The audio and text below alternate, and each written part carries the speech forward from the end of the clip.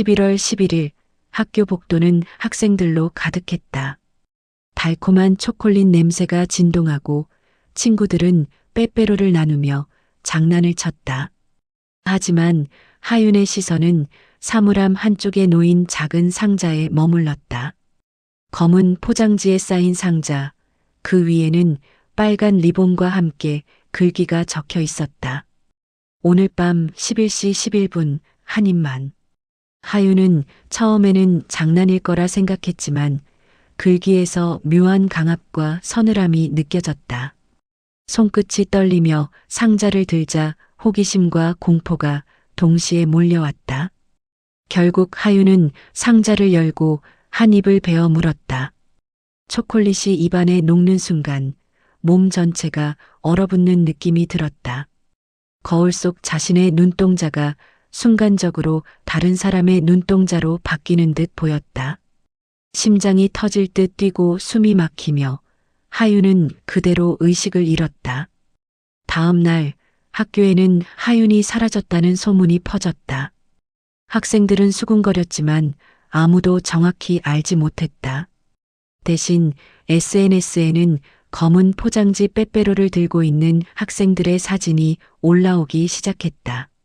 사진 속 학생들은 웃고 있었지만 눈빛은 보는 사람을 따라다니는 듯 섬뜩했다. 해시태그 진짜 빼빼로 챌린지. 하윤의 가장 친한 친구 지은은 불안에 휩싸였다. 화면 속 게시물들은 단순한 장난이 아니었다. 한 입을 먹은 학생들은 점점 이상 행동을 보였고 심지어 몇 명은 사라졌다. 지은은 충격과 공포 속에서 누군가가 계획적으로 사람들을 조종하고 있음을 직감했다. 조사 끝에 지은은 3년 전 자살한 여학생 유나의 계정을 발견했다. 유나는 같은 학교 학생이었으며 마지막 글에는 이런 내용이 있었다. 11월 11일 나도 친구들과 나누고 싶었어. 한 입만 제발. 사진 속 유나는 웃고 있지만 눈빛에는 슬픔과 분노가 서려 있었다. 지은은 점점 깨달았다. 하윤과 다른 학생들은 유나의 영혼에 의해 조종당하고 있었고 검은 포장지 빼빼로는 유나가 사람들의 육체를 대리 육체로 삼는 도구였다.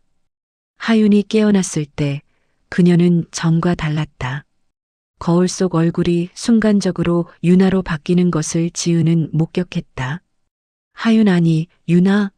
지은의 심장은 얼어붙었다. 친구를 구해야 했지만 동시에 그녀가 이미 유나에게 조종당했다는 사실을 받아들여야 했다. 학교에서 이상 행동을 보이는 학생들이 늘어나면서 공포는 확산되었다. 지은은 친구들을 지키기 위해 유나의 영혼이 남긴 흔적을 조사했고 유나가 왜 이런 저주를 남겼는지 이해하게 되었다. 유나는 학교에서 왕따를 당했고 마지막 날 억울하게 죽음을 맞이했다.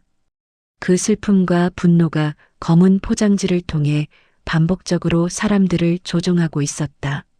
지은은 마지막으로 하윤에게 메시지를 보냈다. 멈출 수 있어. 이제 그만. 하지만 화면 속 하윤의 얼굴은 유나로 변하며 웃었다. 멈출 수 없어. 그들도 이미 한 입 베어 물었거든. 절망 속에서 지은은 결심했다. 유나의 힘을 끌어내어 빼빼로와 SNS를 파괴해야만 했다. 지은은 유나의 흔적을 따라 학교 지하 창고로 향했다. 그곳에는 이미 하윤과 몇 명의 학생이 유나에게 조종당한 채 검은 포장지를 바라보고 있었다. 지은은 떨리는 손으로 빼빼로를 집어 던지며 소리쳤다. 유나, 그만해. 너도 이제 자유로워질 수 있어. 순간 강렬한 빛과 함께 검은 포장지가 폭발하듯 터졌다. 하윤과 학생들은 충격에 휩싸였고 유나의 영혼이 나타나 지은을 바라보았다. 눈빛에는 슬픔이 가득했지만 이번에는 분노 대신 평온함이 섞여 있었다. 이제 끝날 수 있어. 그 순간 하윤과 학생들은 혼란스러움 속에서 제자리로 돌아왔고 검은 포장지는 재로 흩어졌다. SNS에 올라온 모든 사진과 게시물도 동시에 사라졌다. 유나의 저주는 끝났고 학교에는 다시 평화가 찾아왔다. 그러나 지은은 마지막으로 창문 밖을 바라보며 느꼈다. 밤하늘에 희미하게 검은 포장지 하나가 바람에 흔들리는 듯한 모습이 보였다. 유나의 저주가 완전히 사라진 것은 아니었음을 알았다. 하지만 이번에는 그녀가 스스로 선택하고 마침내 안식을 찾았음을 느낄 수 있었다. 11월 11일 학교 복도에는 여전히 빼빼로의 향이 남아 있었다. 하지만 공포는 이제 더 이상 사람들을 조종하지 않았다. 사람들은 웃으며 서로에게 빼빼로를 나누었고 하윤과 지은은 서로를 바라보며 숨을 고르며 안도의 미소를 지었다.